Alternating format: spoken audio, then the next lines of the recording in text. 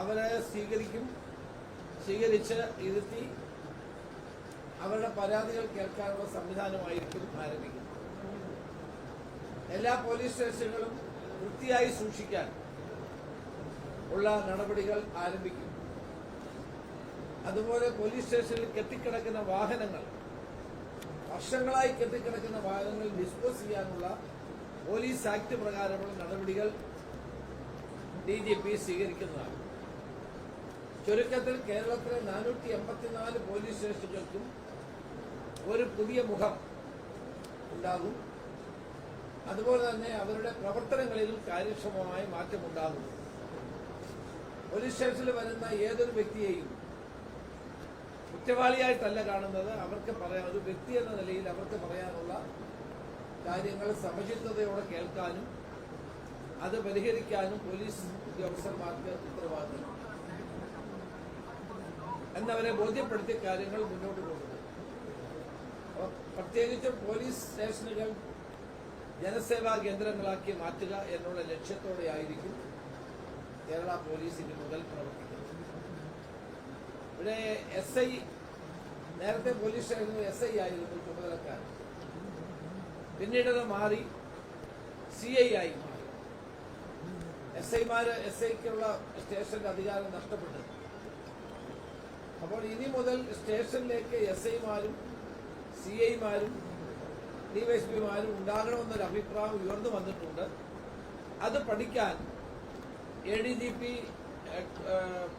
Headquarters ഉൾപ്പെടെയുള്ള അദ്ദേഹത്തിന്റെ നേതൃത്വത്തിൽ ഒരു 5-അംഗ ടീമിനെ ഇന്ന് DGP നിയോഗിച്ചിട്ടുണ്ട്.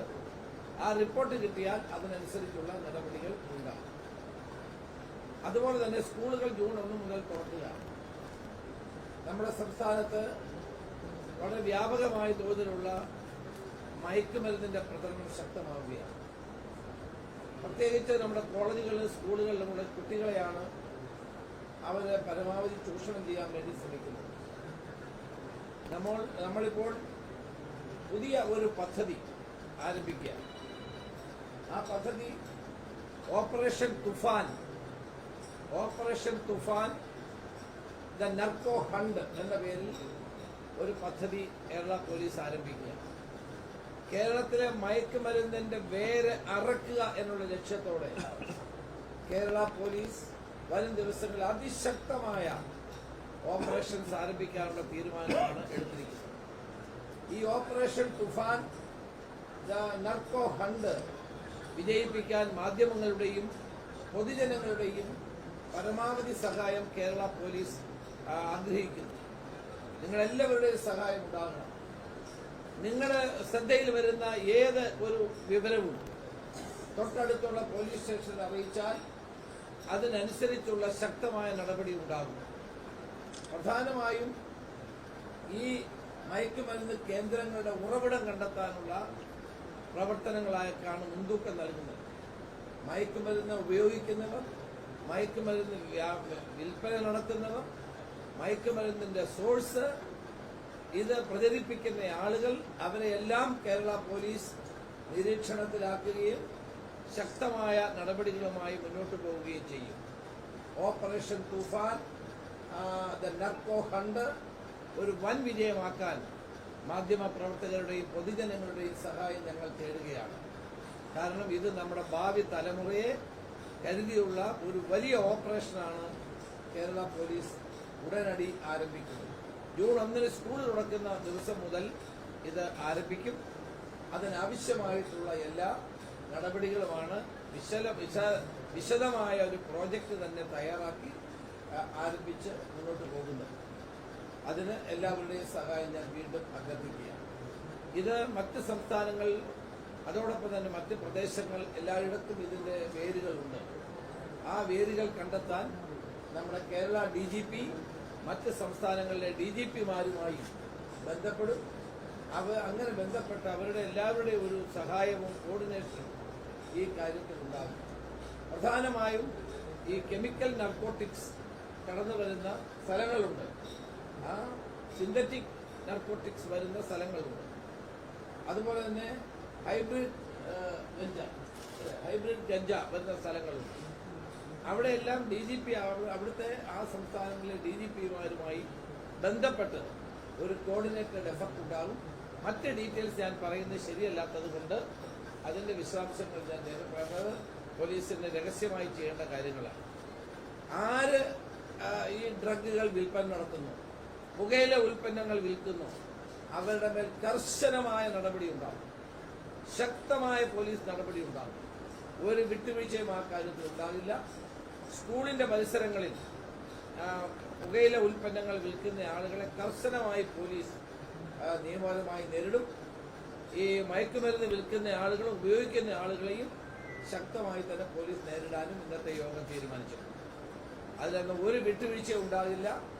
അത് 5 സ്റ്റാർ ഹോട്ടലിലാണെങ്കിലും DJ പാർട്ടികളിലാണെങ്കിലും അതോടൊപ്പം തന്നെ നമ്മുടെ കായലുകളിലും കടലിലും ഒക്കെ പോയി പാർട്ടികൾ നടത്തുന്നവരാണെങ്കിൽ അവിടെയെല്ലാം പോലീസിന്റെ ശ്രദ്ധയുണ്ടാകും.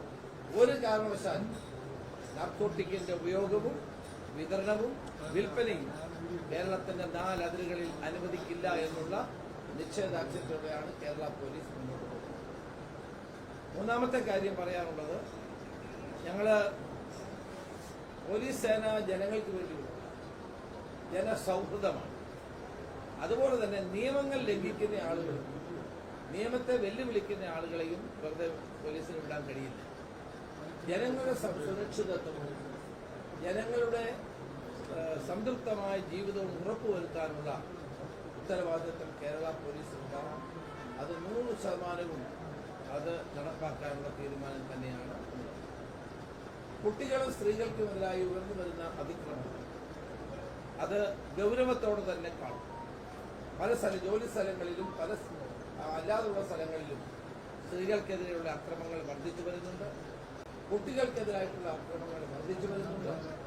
അതിനെ ഗൗരവപൂർവ്വം വീക്ഷിച്ചുകൊണ്ട് ശക്തമായ നടപടികൾ സ്വീകരിക്കാനും അതിന്റെ ലോജിക്കൽ കൺക്ലൂഷൻ എന്ന നിലയിൽ അത് കൺവിക്ഷനിലേക്ക് എത്തിക്കാനുമുള്ള സത്വര നടപടികളായിരിക്കും പോലീസ് സ്വീകരിച്ചുകൊണ്ടിരിക്കുന്നത്. അത് കൂടുതൽ ശക്തിപ്പെടുത്താനും തീരുമാനിച്ചു. അതുപോലെ തന്നെ ഞങ്ങൾ പ്രധാനമായും ജനമൈത്രി പോലീസ് ശക്തിപ്പെടുത്താനും സ്റ്റുഡന്റ് പോലീസ് കേഡറ്റിന് കൂടുതൽ പ്രാധാന്യം കൊടുക്കാനും ഇന്നത്തെ യോഗം തീരുമാനിച്ചിട്ടുണ്ട്. അത്തരം ജനമൈത്രി പോലീസിലൂടെ ജനങ്ങളുടെ സഹകരണത്തോടെ കുറ്റകൃത്യങ്ങൾ കുറച്ചുകൊണ്ടുവരാനും അതുപോലെ തന്നെ പുതിയ തലമുറയെ ഈ കുറ്റകൃത്യങ്ങളിൽ നിന്ന് പിന്തിരിപ്പിക്കാനുമുള്ള നടപടികൾ സ്വീകരിക്കാനുള്ള ലക്ഷ്യത്തോടെയാണ് ഇത് ഉദ്ദേശിക്കുന്നത്. ട്രാഫിക് അപകടങ്ങൾ കേരളത്തിൽ വർദ്ധിച്ചു വരുന്ന ഒരു കാര്യമാണ്. ആ ട്രാഫിക് അപകടങ്ങൾ കുറച്ചുകൊണ്ടുവരാൻ പുതിയ ആപ്പുകളും പുതിയ IT സംവിധാനങ്ങൾ ഉപയോഗിച്ചുകൊണ്ടുള്ള സംവിധാനങ്ങൾ ഏർപ്പെടുത്താൻ തീരുമാനിച്ചിട്ടുണ്ട്. അതിന്റെ വിശദാംശങ്ങൾ പിന്നീട് ഞങ്ങൾ പുറത്തുകൊടുക്കുന്നതാണ്. കേരളത്തിൽ വർദ്ധിച്ചു വരുന്ന റോഡ് അപകടങ്ങൾ കുറയ്ക്കാനും ജനങ്ങളുടെ സുരക്ഷിതത്വ റോഡുകൾ ഉറപ്പുവരുത്താനും വേണ്ടി വന്നാൽ PWDയുമായി കൂടി സംസാരിച്ച് ഈ കാര്യത്തിൽ റോഡ് അപകടങ്ങൾ കുറയ്ക്കാനുള്ള ശക്തമായ നടപടികൾ സ്വീകരിക്കുന്നുണ്ട്. അതോടൊപ്പം തന്നെ പോലീസ് ട്രെയിനിങ് അതൊരു പ്രധാനപ്പെട്ട കാര്യം ചർച്ച ചെയ്തു. പോലീസ് അക്കാഡമിയിൽ നടക്കുന്ന ട്രെയിനിങ് സിലബസുകൾ പരിഷ്കരിക്കാനും കൂടുതൽ പോലീസിങ്ങിന് പ്രാധാന്യം കൊടുക്കുന്നതോടൊപ്പം തന്നെ മാറുന്ന സാഹചര്യങ്ങൾക്കനുസരിച്ചുള്ള പോലീസിന്റെ ദൗത്യം പൂർണ്ണമായി ഉൾക്കൊണ്ടുകൊണ്ട് പരിശീലനം നൽകാനുമുള്ള തീരുമാനമാണ് എടുക്കുന്നത്. അതുപോലെ തന്നെ ഇന്ന് സൈബർ ക്രൈമുകൾ വർദ്ധിക്കുക. ആധുനിക കാലഘട്ടത്തിലെ ഈ സൈബർ ക്രൈമുകളെ ഗൗരവപൂർവ്വം നമ്മൾ കാണേണ്ടിയിരുന്നു. അതിനാവശ്യമായ സംവിധാനങ്ങൾ ഇന്ന് കുറവുണ്ട്. പോലീസ് അംഗങ്ങളുടെ കുറവുണ്ട്. ടെക്നോളജി പൂർണ്ണമായും ഉൾക്കൊണ്ടുകൊണ്ട് അല്ലെങ്കിൽ പൂർണ്ണമായി ഉപയോഗിക്കാനുള്ള സാങ്കേതികമായ പല പരിമിതികളുമുണ്ട്. ആ പരിമിതികൾ സംബന്ധിച്ച് മുഖ്യമന്ത്രിയുമായി സംസാരിച്ച് സൈബർ ക്രൈമുകളുടെ കാര്യത്തിൽ പ്രത്യേകമായ നടപടികൾ സ്വീകരിക്കും. അവരുടെ അടിസ്ഥാന സൗകര്യങ്ങൾ വർദ്ധിപ്പിക്കണം. ഇന്ന് സൈബർ ക്രൈംസാണ് ഏറ്റവും കൂടുതൽ. ലോൺ ആപ്പുകൾ, അതോടൊപ്പം തന്നെ സാമൂഹ്യ മാധ്യമങ്ങളിലൂടെ ആളുകളെ ആക്ഷേപിക്കുന്നത്, കുടുംബങ്ങളിൽ കലഹമുണ്ടാക്കുന്നത്, വർഗീയമായ ചേരിതിരിവുണ്ടാക്കാൻ സൈബർ ഇടങ്ങളിൽ ഉണ്ടാകുന്ന പ്രവർത്തനങ്ങൾ, അതോടൊപ്പം ക്രിപ്റ്റോ കറൻസി ഉൾപ്പെടെയുള്ള ധാരാളം സൈബർ ക്രൈമുകൾ ഇന്ന് കേരളത്തിൽ ഇന്ത്യയിൽ നടന്നുകൊണ്ടിരിക്കുക. കേരള പോലീസ് അതിനെ ഗൗരവമായി എടുത്തുകൊണ്ട് സൈബർ ക്രൈംസുകൾ തടയാൻ ഉള്ള നടപടികൾ ചെയ്തു. പ്രത്യേകിച്ച് സോഷ്യൽ മീഡിയയിലൂടെ ആളുകളെ ആക്ഷേപിക്കുന്ന പ്രവർത്തനം, അപമാനിക്കുന്ന പ്രവർത്തനം വർദ്ധിച്ചു വരുന്ന ഒരു പ്രവണതയാണ്. അതുപോലെ തന്നെ സോഷ്യൽ ഡിവൈഡ്, സാമൂഹ്യ കമ്മ്യൂണലായിട്ടുള്ള ഡിവൈഡ് വർദ്ധിപ്പിക്കാനാണ് ഉതകുന്ന തരത്തിലുള്ള രീതി കണ്ടുവരുന്നു. സൈബർ ഇടങ്ങളിൽ സമൂഹത്തിൽ വർഗീയമായ ചേരിതിരിവുണ്ടാക്കാൻ നടത്തുന്ന നീക്കങ്ങൾ, സ്വഭാവഹത്യ നടത്തുന്ന പ്രവർത്തനങ്ങൾ, ലൈംഗികമായ ചൂഷണത്തിന് വേണ്ടി നടത്തുന്ന ശ്രമങ്ങൾ, ഇതെല്ലാം ഗൗരവമായി പോലീസ് കാണും. ഞങ്ങൾ ഇന്നലെ ചർച്ച ചെയ്തപ്പെട്ട വിഷയമാണ്. സൈബർ ക്രൈമുകളുടെ കാര്യത്തിൽ കൂടുതൽ ശക്തമായ നിയന്ത്രണവും നടപടികളും ഉണ്ടാകും.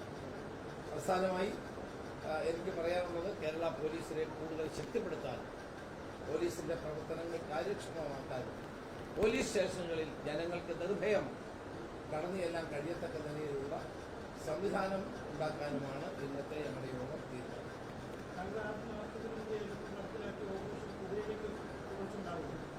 അവർക്ക് അത് ആലോചിച്ച് ചെയ്യേണ്ട കാര്യമാണ്. ഇത് സമയമെടുത്ത് ചെയ്യേണ്ടതാണ്. ആദ്യം ഇപ്പോഴത്തെ ഓപ്പറേഷൻ തൂഫാനാണ് ഞങ്ങൾ പ്രാധാന്യം കൊടുക്കുന്നത്. Cyber fund, narcotic fund, operation Toofan narcotic ഫണ്ടിനാണ് ഇപ്പം പ്രാധാന്യം. മറ്റൊരു നമുക്ക് ആലോചിക്കും. അതിന് കുറച്ച് ഇത് ചെയ്യാൻ കുറച്ച് പ്രിപ്പറേഷൻ വേണം.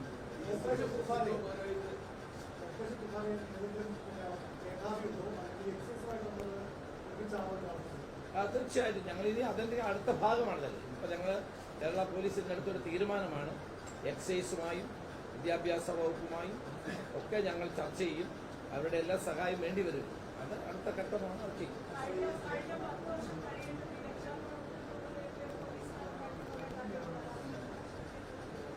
തീർച്ചയായിട്ടും ഇതിനകത്തിൽ അന്ന് നവകേരള യാത്രയ്ക്ക് ഇടയിലുണ്ടായ സംഭവം വളരെ നിർഭാഗ്യകരമാണ്. ആളുകളെ മുഖ്യമന്ത്രിയുടെ ഗവൺമെന്റ് ഇറങ്ങി അടിക്കുന്ന സംഭവം, അതിനെപ്പറ്റി ഒരു SIT അന്വേഷിക്കുകയാണ്. അന്വേഷിച്ച് റിപ്പോർട്ട് വരട്ടെ. റിപ്പോർട്ട് വന്നാൽ അതിന് അനുസരിച്ച് എന്താ നിയമപരമായി എന്ത് ചെയ്യണമെന്ന റിപ്പോർട്ടിന്റെ അടിസ്ഥാനത്തിൽ തീരുമാനിക്കും.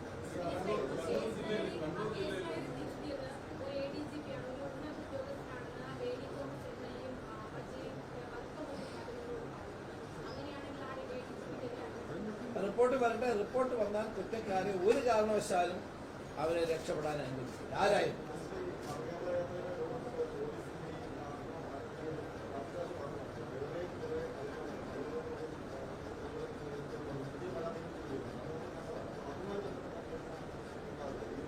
അല്ല, ഏത് ഇത്തരം കുറ്റകൃത്യങ്ങൾ ഗവൺമെന്റിന്റെ ശ്രദ്ധയിൽപ്പെട്ടാൽ തീർച്ചയായിട്ടും അതിന്റെ നടപടി ഉണ്ടാകും. ഇപ്പൊ ആലപ്പുഴയിലെ സംഭവമാണ് പുതുതായി ഏറ്റവും പ്രധാനമായും വന്നത്. ആ സംഭവത്തിൽ അപ്പോൾ തന്നെ SIT രൂപീകരിച്ച് കോടതി പറഞ്ഞില്ല, ഞങ്ങളല്ല, രാഷ്ട്രീയമായി ചെയ്തതല്ല, ബഹുമാനപ്പെട്ട കോടതി പറഞ്ഞതിന് ശേഷം SIT രൂപീകരിച്ച 2 വർഷം കാത്തിരുന്നു. ക്യാബിനറ്റ് തീരുമാനിച്ചു SIT രൂപീകരിച്ച് മുന്നോട്ട് പോകാം. അപ്പോൾ തന്നെ DGP SIT രൂപീകരിച്ചു. ആ SIT പ്രവർത്തിക്കുകയാണ്. ആ SITയുടെ പ്രവർത്തനം നടക്കട്ടെ, റിപ്പോർട്ട് കിട്ടട്ടെ. റിപ്പോർട്ട് കിട്ടിയാൽ റിപ്പോർട്ടിന്റെ ബേസിസിൽ ശക്തമായ നടപടി.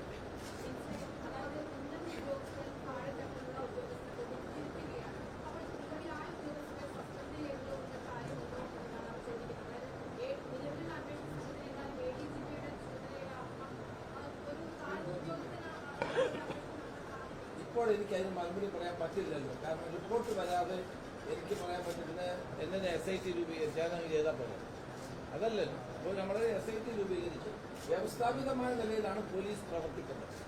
ഞങ്ങൾ DGP ഒരു SIT രൂപീകരിച്ചു. അവരതിൻ്റെ അന്വേഷണം നടത്തുകയാണ്. അതൊരു ഫാക്ട് ഫൈൻഡിംഗ് ആണ്. ആ ഫാക്ട് പുറത്ത് പറഞ്ഞ് എന്താണ് എന്നുള്ളത് റിപ്പോർട്ടിൽ ഉണ്ടാകുമല്ലോ. ആ റിപ്പോർട്ട് പലപ്പം വന്നിട്ട് റിപ്പോർട്ടിന്റെ ബേസിസിൽ ശക്തമായ നടപടി.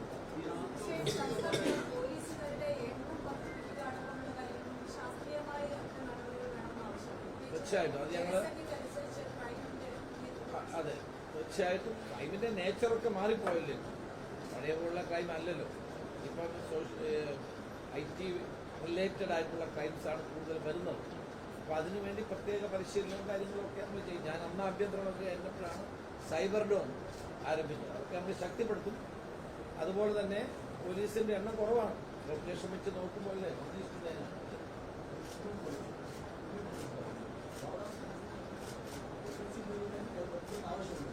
വർദ്ധിപ്പിക്കേണ്ടത് ആവശ്യമുണ്ട്. ഗവൺമെന്റ് ടേക്കപ്പ് ചെയ്യും.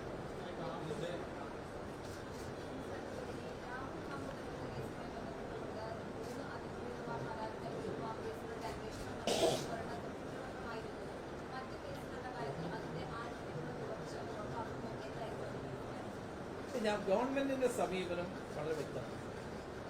സ്ത്രീകൾക്കെതിരെ ഉണ്ടാകുന്ന ഏത് അതിക്രമത്തെയും ശക്തമായി നേരിടും. അതിനകത്ത് ആര് എന്ത് എന്നുള്ള പ്രശ്നമില്ല. സ്ത്രീകൾക്കും കുട്ടികൾക്കും എതിരായുള്ള അതിക്രമങ്ങളെ ശക്തമായി നേരിടും.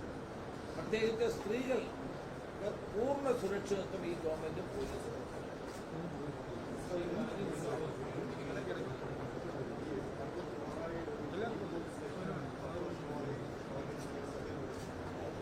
അവിടെ കിടന്നുണ്ട്. ഇപ്പൊ കെട്ടിവെക്കാൻ പോയില്ല.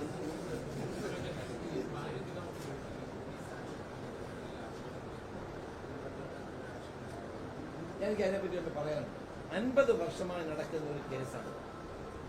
ഈ 50 വർഷമായി നടക്കുന്ന ഒരു കേസ് അതിൽ തന്നെ 15 തവണ കോടതിയെ എവരെ ഒഴിവാക്കണമെന്ന് ആവശ്യപ്പെട്ടതാണ്. കഴിഞ്ഞ 10 വർഷമായി ഈ ഗവൺമെന്റ് ഒന്നും ചെയ്തില്ല.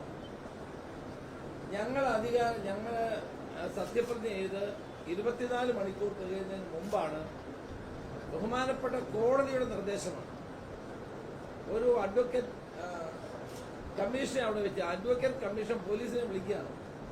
ഇമ്മീഡിയറ്റ് എവിക്റ്റിയാണ് എവിക്റ്റ്. ഞാൻ അന്നേരം ഫ്ലൈറ്റിലായിപ്പോയി. ഞാൻ ബാംഗ്ലൂരിൽ ഇറങ്ങിയപ്പോൾ ഞാൻ അന്നേരം DGPയോട് സംസാരിച്ചിട്ട് ഇമ്മീഡിയറ്റ് ആയിട്ട് പോലീസിനെ വിട്ടുപോയി. കോടതിയുടെ സമ്മർദ്ദമാണ് അവരെ അതിലേക്ക്. അവർ പോലീസ് അതിക്രമങ്ങളൊന്നും ചെയ്തില്ല. ഒരാൾ മേത്ത് പെട്രോൾ ഒഴിക്കാൻ വന്നപ്പോൾ ഫയർഫോഴ്സ് വെള്ളമടിച്ചപ്പോൾ ഈ സ്ത്രീകളൊക്കെ ഉരുണ്ട് വീഴുകയും ഒക്കെ ചെയ്ത് അങ്ങനെയാണ് ഈ സംഭവം ഉണ്ടായത്. ഏതായാലും ഇപ്പം ഞങ്ങൾ കൊടുത്തിരിക്കുന്ന നിർദ്ദേശം ഒരു കാരണവശാലും ആര് പറഞ്ഞാലും പോലീസ് അവരെ എവിക്റ്റ് ചെയ്യാനും മറ്റു നടപടിക്കോ പോകുന്നത് ഞങ്ങൾ കോടതിയെ സമീപിക്കുക. റിലീഫിന് വേണ്ടി തിങ്കളാഴ്ച AGയെ ചുമതലപ്പെടുത്തിയിട്ടുണ്ട്. മുഖ്യമന്ത്രി ഇന്നലെ OGM ജോണിനെ മന്ത്രിയെ ചുമതലപ്പെടുത്തി. അദ്ദേഹം അവിടുത്തെ വിക്ടിംസുമായി സംസാരിച്ചു. അത് പരിഹരിക്കാൻ ശ്രമിക്കും. ആദ്യമായിട്ടാണ് ഗവൺമെന്റ് ഇടപെടുന്നത്. ഞങ്ങളാരും ഇത് അറിഞ്ഞിട്ട് പോലുമില്ല ഇത്രയും സംഭവം ഉണ്ടെന്നുള്ളത്.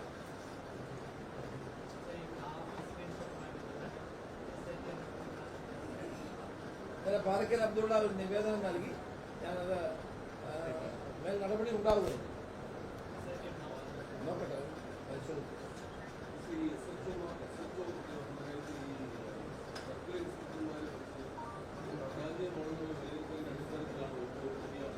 അത് പരാജയമാണ്. കാരണം അതിനകത്തുള്ളൊരു പ്രശ്നം, പണ്ടൊക്കെ SI മാർക്കായിരുന്നു സ്റ്റേഷന്റെ ചുമതല. അപ്പൊ അവർ അഭിമാനപൂർവ്വം ഒരു SI അവിടെ സ്റ്റേഷനിൽ ജോലി ചെയ്യും. CIയുടെ ജോലി എന്താ? 3-4 സ്റ്റേഷന്റെ നിരീക്ഷണമായിരുന്നു. അതും നഷ്ടപ്പെട്ടു. DYSPയുടെ ചുമതല എന്താണ്? 9ഓളം പോലീസ് സ്റ്റേഷനുകളുടെ നിയന്ത്രണമാണ്.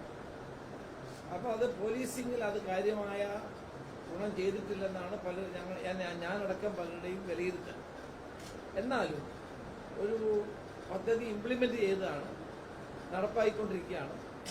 അത് നമ്മുടെ ബോധ്യത്തിന്റെ അടിസ്ഥാനത്തിൽ മാത്രം പെട്ടെന്ന് തീരുമാനിക്കേണ്ടതല്ല. അത് ഒരു കമ്മിറ്റി വെച്ചിരിക്കുകയാണ്. ADGP ഹെഡ്ക്വാർട്ടേഴ്സിൽ ഒരു 5 അംഗ കമ്മിറ്റി DGP നിയോഗിച്ചിട്ടുണ്ട്. ആ കമ്മിറ്റി റിപ്പോർട്ട് കിട്ടിയ ശേഷം പഠിച്ച് ഒരു തീരുമാനം.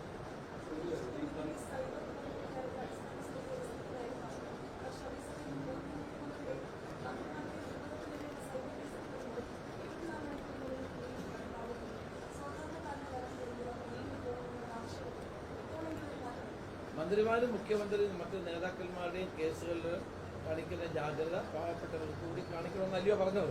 സാധാരണക്കാർ നിയമം എല്ലാവർക്കും ഒരുപോലെയാണ്. അതുകൊണ്ട് സൈബർ ക്രൈമിന്റെ കാര്യത്തിൽ എല്ലാവർക്കും നീതി നൽകുക എന്നുള്ളതാണ് ഗവൺമെന്റിന്റെ പൊതുനയം, പോലീസിന്റെ പൊതുനയമായ അത്. പക്ഷെ അതിനു വേണ്ടി അവർക്ക് കുറേ ഇൻഫ്രാസ്ട്രക്ചർ ഫെസിലിറ്റീസ്, അവർക്ക് ട്രെയിനിങ് ഉള്ള ഉദ്യോഗസ്ഥന്മാർ വേണ്ടി വരും. അത് കൂടി കൊടുത്താലേ അവർക്കത് പൂർണ്ണമായി ചെയ്യാൻ പറ്റുള്ളൂ. അത് ചെയ്യും. വാസ്തവത്തിൽ ഇന്ന് ഏറ്റവും വലിയ പ്രശ്നം സാമൂഹ്യ മാധ്യമങ്ങളിലൂടെയുള്ള ആളുകളെ അപമാനിക്കുകയും ആക്ഷേപിക്കുകയും കുടുംബകലഹങ്ങൾ ഉണ്ടാക്കുകയും ഒക്കെ ചെയ്തുകൊണ്ടിരിക്കുന്ന വലിയ വലിയ പ്രശ്നങ്ങൾ. സമൂഹത്തിൽ മതപരമായ ഭിന്നതകൾ ഉണ്ടാക്കുക, ആളുകളെ തമ്മിലടിപ്പിക്കുക, ഒരു കാര്യമില്ലാതെ കള്ളങ്ങളെ പ്രചരിപ്പിക്കുക, ആളുകളെ അപമാനിക്കുക, ഇതൊക്കെ ഇങ്ങനെയുള്ളവരുടെ പേരിൽ ശക്തമായ നടപടി ഉണ്ടാകും. സാമൂഹ്യ മാധ്യമങ്ങളിലൂടെ വ്യക്തികളെ ആക്ഷേപിക്കുന്ന ആളുകളുടെ കാര്യം ശ്രദ്ധയിൽപ്പെടുത്തിയാൽ പോലീസ് നടപടി ഉണ്ടാകും. ഒരു സംശയം വേണ്ട.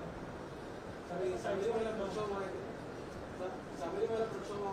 വിഷയത്തിലെ സർക്കാരിന്റെ നിലപാട് കേസിന്റെ കാര്യം അത് ഗവൺമെന്റ് ആലോചിച്ച് തീരുമാനം സമയമുണ്ടല്ലോ. അതുപോലെ ഈ കണ്ണൂർ ജില്ലയിൽ കഴിഞ്ഞ തെരഞ്ഞെടുപ്പിന്റെ സമയത്താണ് ഈ പയ്യന്നൂരിലെ CPM ഫണ്ട് ഇതുമായി ബന്ധപ്പെട്ട് ഈ കെ സുരേന്ദ്രന്റെ ഈ ആരോപണങ്ങൾ ഉയർന്നു വന്നതിന് ശേഷം അതുമായി ബന്ധപ്പെട്ട് ധാരാളം സാമൂഹ്യ മാധ്യമങ്ങളിലൂടെ ഇതുമായി ബന്ധപ്പെട്ടുള്ള ഈ CPM-നെതിരായിട്ടുള്ള ഒരുപാട് സൈബറായിട്ടുള്ള ചില പ്രചരണങ്ങളാണ്. അപ്പോൾ ഇത് പല ആളുകൾ മാധ്യമപ്രവർത്തകർ ഉൾപ്പെടെയുള്ള ആളുകൾക്ക് ഇതിന്റെ ഈ സ്ക്രീൻഷോട്ടുകൾ അല്ലെങ്കിൽ ഇതുപോലുള്ള കാര്യങ്ങൾ കിട്ടിയിരുന്നു. അപ്പോൾ അങ്ങനെ കിട്ടിയുള്ള മാധ്യമപ്രവർത്തകർ ഉൾപ്പെടെ അവിടുത്തെ പൊതുജനങ്ങൾ ഉൾപ്പെടെയുള്ള ആളുകളുടെ പേരിൽ അന്നത്തെ പോലീസ് അവിടെ വ്യാപകമായി കേസ് രജിസ്റ്റർ ചെയ്യും. അതിനകത്ത് അന്നത്തെ ഭരണകക്ഷിയുടെ ഒരു സമ്മർദ്ദം മാധ്യമപ്രവർത്തകർ ഉൾപ്പെടെയുള്ള ആളുകളുടെ ഫോണുകൾ പിടിച്ചെടുക്കുകയും പിന്നീട് അതിനകത്ത് പിന്നെ പോലീസ് അവരുടെ എല്ലാ പേരിൽ അവരുടെ സ്ഥിരം കുറ്റവാളി, അതായത് മാധ്യമപ്രവർത്തകർ ഉൾപ്പെടെയുള്ള ആളുകളുടെ സ്ഥിരം കുറ്റവാളികളുടെ ലിസ്റ്റിൽപ്പെടുത്തുകയും അവരുടെ പേരിൽ നിരന്തരമായി കേസെടുക്കുകയും ചെയ്തിട്ടുണ്ട്. അത് ഈ പയ്യന്നൂർ ഉൾപ്പെടുന്ന മേഖലകളിലാണ് ഇത് പ്രധാനമായിട്ടും ഉണ്ടായിരുന്നത്. ഇതിനകത്ത് പോലീസ് ഒരു തരത്തിലുള്ള ഇടപെടൽ മാധ്യമപ്രവർത്തകர்களுള്ള പരിഗണന പോലും നൽകാതെ അവരെ ക്രിമിനൽ കുറ്റവാളികളായി ട്രീറ്റ് ചെയ്യുന്ന ഒരു സമീപനമാണ് ഇപ്പോഴുള്ളത്. അതൊരു വ്യാപകമായ ഒരു പ്രതിഷേധത്തിന് കാരണം ഈ പ്രശ്നത്തിൽ അത് പരിശോധിക്കാം. അതിൽ പരാതി നൽകിയായിട്ട് എനിക്കറിയില്ല. അങ്ങനെ ഏതെല്ലാം കാര്യം വിശദമായി പരിശോധിക്കും. മാധ്യമപ്രവർത്തകർക്ക് അവരുടേതായ ഒരു അന്തസ്സും ആഭിജാത്യവുമുണ്ട്. അവർ പൊതുജനങ്ങളെ വിവരങ്ങൾ അറിയിക്കുന്നവരാണ്. അവർ നമ്മുടെ സമൂഹത്തിൻ്റെയും ജനാധിപത്യത്തിൻ്റെയും ഭാഗമാണ്. ഫോർത്ത് എസ്റ്റേറ്റ് എന്ന് പറയുന്നത് സമൂഹത്തിൽ ഒഴിവാക്കാൻ പറ്റാത്ത ഒന്നാണ്. അങ്ങനെ ഏതെങ്കിലും സംഭവം പയ്യന്നൂരിൽ ഉണ്ടായിട്ടുണ്ടോ എന്ന് പരിശോധിക്കും.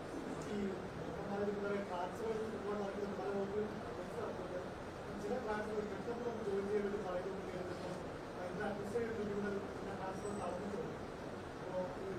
ട്രാൻസ്ഫർ അതൊരു സെമി കോർട്ടല്ലേ, നമുക്ക് അതിനകത്ത് എന്താ അഭിപ്രായം പറയാം. അതൊരു കോടതി പോയി വാദിച്ചോട്ടെ.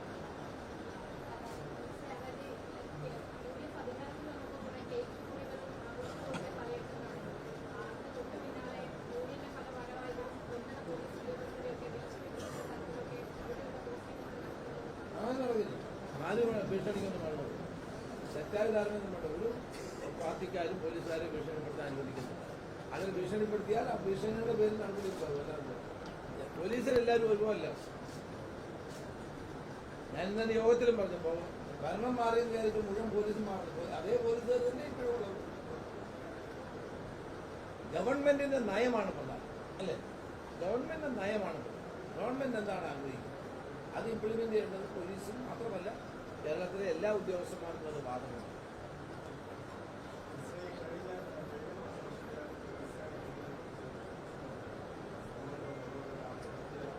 അതിന്ന് ഞാൻ ഉന്നയിച്ചൊരു വിഷയമാണ്.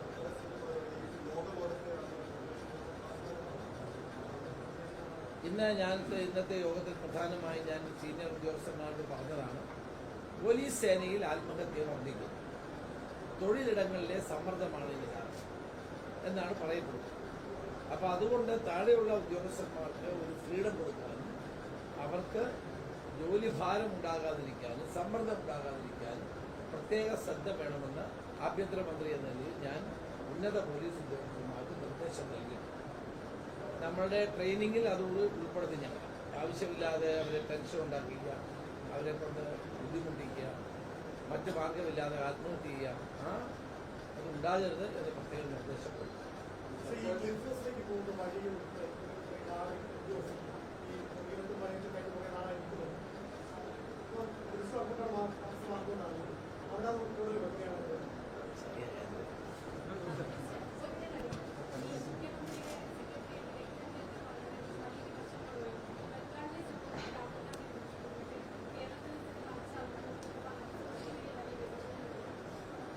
മുഖ്യമന്ത്രി സെക്രട്ടറി ആര് വേണമെന്നുള്ളത് അദ്ദേഹമല്ലേ തീരുമാനിക്കുന്നത്. അദ്ദേഹത്തിന് എല്ലാ അധികാരമുണ്ട്. രത്തൻ കൽക്കർ നല്ല ഉദ്യോഗസ്ഥനാണ്. അദ്ദേഹത്തെ കേരള ഗവൺമെന്റ് തന്നെയാണ് പോസ്റ്റ് ചെയ്തത്. കഴിഞ്ഞ ഗവൺമെന്റാണ് അദ്ദേഹത്തെ ഇലക്ഷൻ കമ്മീഷനാണ് പോസ്റ്റ് ചെയ്തത്. അദ്ദേഹത്തെ കേരള ഗവൺമെന്റ് തന്നെ തിരിച്ചു വിളിക്കാൻ അധികാരം. അതിനെന്താ കുഴപ്പം?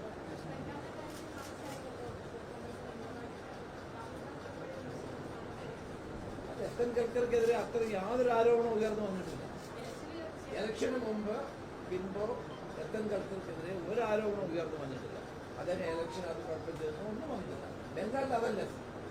ബംഗാളിൽ SIR-മായി ബന്ധപ്പെട്ട് ലക്ഷക്കണക്കിന് ആളുകളുടെ പേരുകൾ നീക്കം ചെയ്തുവെന്നും സുപ്രീം കോടതി ഇടപെട്ട് 80 ലക്ഷം ആളുകളെ തിരിച്ചു വെക്കണമെന്നും ഒക്കെ നടക്കുക പശ്ചാത്തലമാണ്.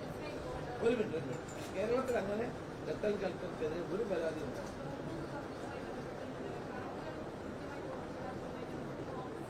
ഇല്ല അത് ഞങ്ങൾ ഉന്നയിച്ചു. അപ്പം തന്നെ അത് കറക്റ്റ് ചെയ്തിരുന്നു. തുറന്നു എന്തുകൊണ്ട് തുറക്കാൻ പാടില്ല അവസാനം നിർദ്ദേശം കൊടുത്തു. ഒന്നും ചെയ്യണ്ട. Thank you very much.